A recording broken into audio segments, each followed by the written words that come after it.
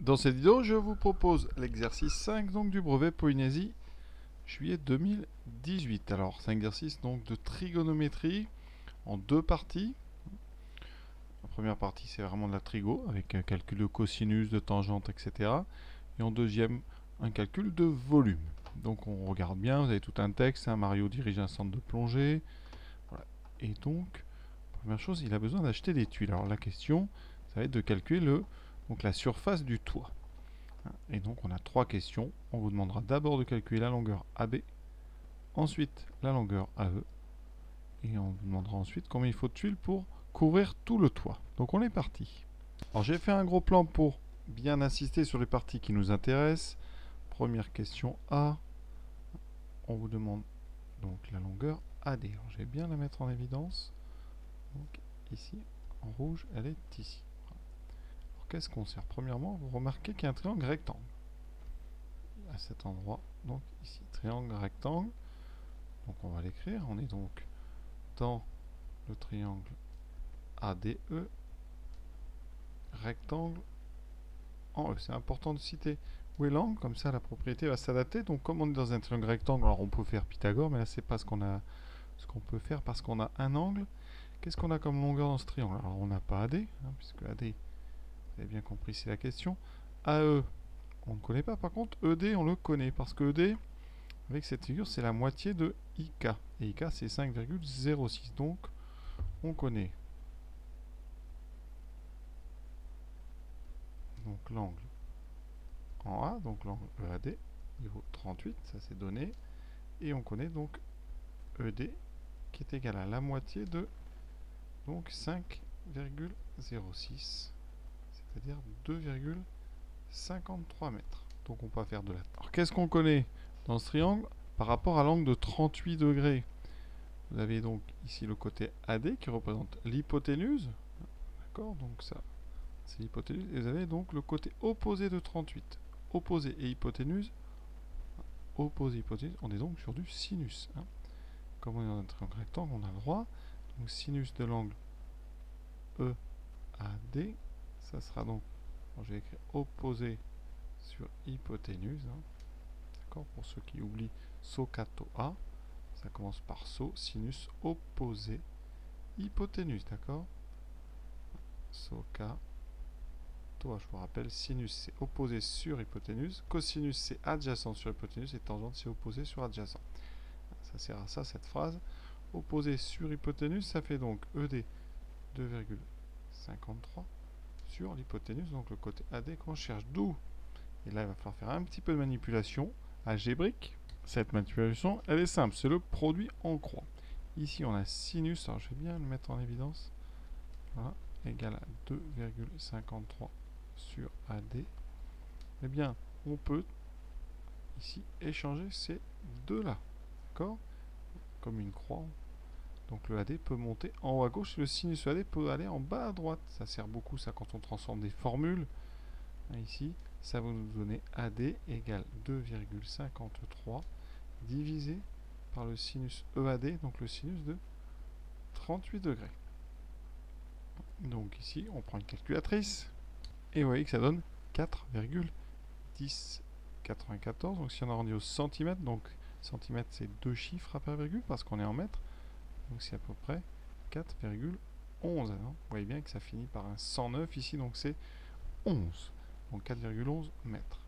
Deuxième question. Alors ça, je vais le marquer sur mon schéma, puisque maintenant je connais, donc 4,11. Maintenant, dans la B, on nous demande de calculer AE. AE, c'est donc le côté adjacent de l'angle qui est en 38. Donc, on connaît, alors on a arrondi l'hypoténuse et on connaît de façon exacte le côté ED. Donc, si on veut être le plus précis possible, on va plutôt utiliser ED et AE. Donc, ça, c'est par rapport à 38. Hein, on est comme ceci. On connaît 38. On va utiliser donc le longueur qui est en face, donc ED, et le côté ici adjacent à eux, c'est donc la tangente. Toujours dans le même triangle rectangle, tangente de 38 degrés, c'est donc ED sur AE. Et comme tout à l'heure, produit en croix, ça veut dire que AE est égal à ED sur tangente 38 degrés. Alors j'utilise ici les doubles flèches, c'est quand on a des propositions comme ça, des égalités qu'on transforme de façon équivalente.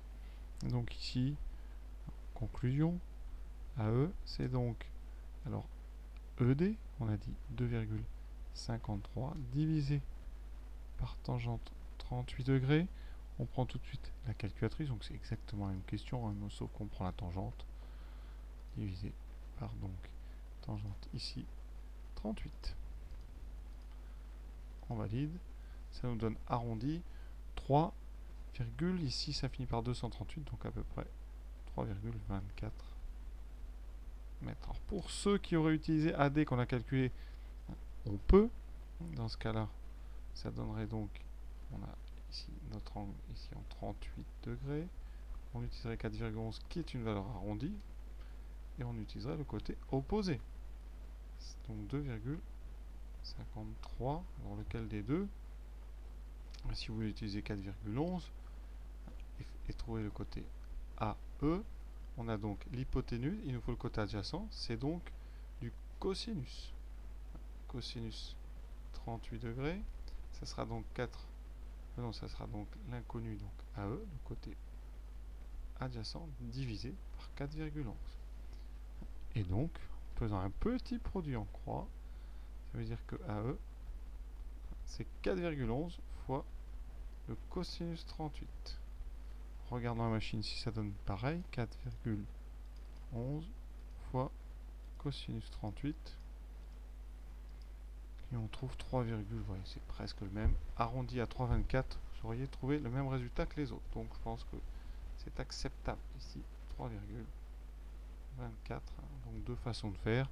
Soit vous passez donc par le côté AD, donc on a une valeur arrondie, soit vous utilisez le côté ED, donc on a une valeur exacte, 2,53.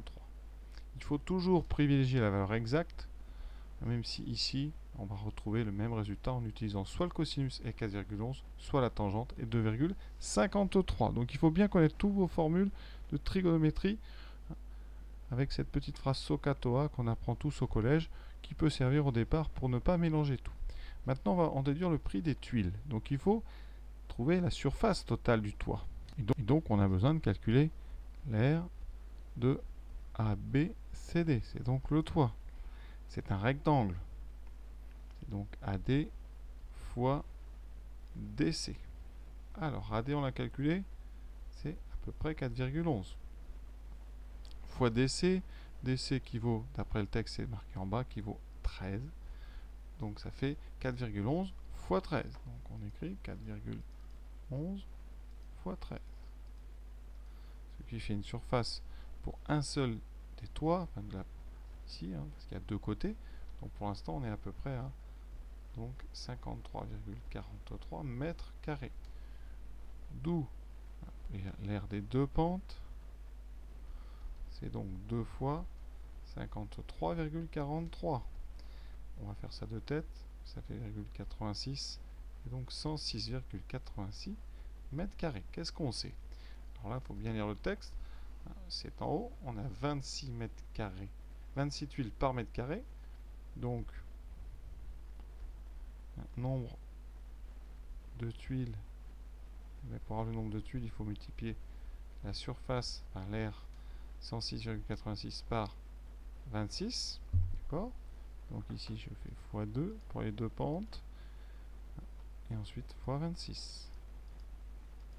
Il me faut donc, en arrondissant, d'accord, donc ça c'est à peu près 2778,36. Donc conséquence, il faut 2779 tuiles.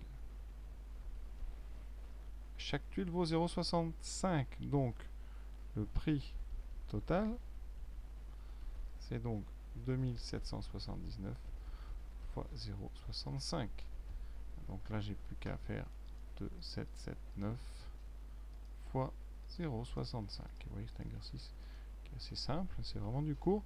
Donc, on ne demande pas d'arrondir, ça fait 1806,35 euros. Voici pour la partie 1. Et donc, avant de passer à la partie 2, je rappelle vraiment tout ce qu'on a vu là. Alors, dans un triangle rectangle, donc ABC rectangle en A, bien, si vous avez l'angle en B, eh bien, vous savez que le sinus de ABC, c'est un sinus, donc l'angle est là, c'est le côté opposé sur hypoténuse. Donc ici, ça fera AC sur BC. Le cosinus de ce même angle, ça sera donc le côté adjacent sur l'hypoténuse. Ce qui fait donc adjacent, c'est le côté qui est à côté de l'angle. Ça fait donc ici AB sur BC. Et le troisième, tangente ABC, c'est donc un mix des deux. Ça va être l'opposé sur l'adjacent. Ici, ça sera donc AC sur AB. Alors, pour ne pas mélanger tout ça au début, on apprend donc SO. Alors, SO, forcément H. K, SO-K, donc CAH. Et après, TOA. SO-K, TOA. Vous apprenez SO-K, TOA. Ça vous rappelle donc sinus opposé sur hypoténuse. Cosinus, c'est AH, donc c'est adjacent sur hyp. Et la tangente, c'est TOA, donc opposé sur adjacent. Et tout est dit pour cette première partie. Dans cette deuxième partie, on vous propose de choisir un climatiseur. Là, on a la documentation. Ici, comment choisir un climatiseur? On vous indique d'abord connaître la puissance nécessaire. Ça se calcule à l'aide du volume. Donc, il va me faire le volume de ce qu'il faut que je chauffe. Et une fois qu'on aura la puissance frigorifique ici, vous voyez, il faudra choisir le climatiseur. Donc, première étape, un volume à chauffer. Donc, quel est le volume à chauffer?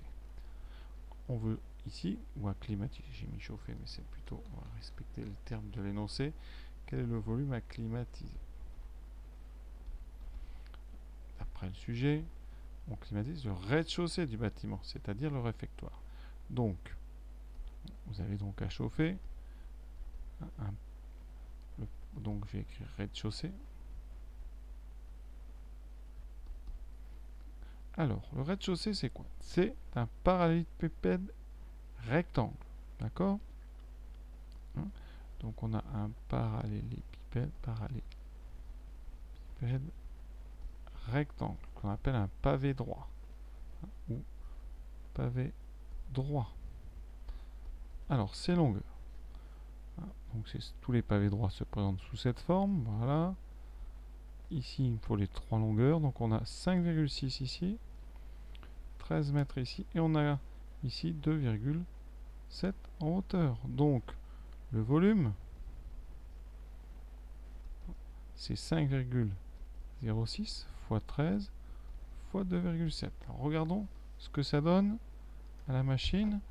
Donc, 5,06 multiplié par 13 multiplié par 2,7, on trouve 177, alors donc on va laisser exact, 177,606 mètres cubes. Voilà. Alors regardons maintenant la documentation qu'on nous a fournie. 177, alors il faut trouver, on est 100, 150, 250. Alors 150 serait trop peu, donc on est obligé de prendre un 250 mètres cubes. Donc il faut prendre un 25 BTU. Regardons, 25 000 BTU, au minimum bien évidemment, donc on n'a pas le choix. Il nous faut prendre l'Air 10 Pingouin, voilà, à 990 €. Donc ici, il faut choisir. Il faut une puissance minimale de donc 25 000 BTU. C'est une unité frigorifique, on n'a pas besoin d'en savoir plus. D'où le choix du R10 Pingouin à 990 €. Voilà, cet exercice est terminé. Là, il n'y a pas grand chose à dire sur la partie 2, c'est juste une lecture de notice et un petit calcul de volume. Voilà, à bientôt.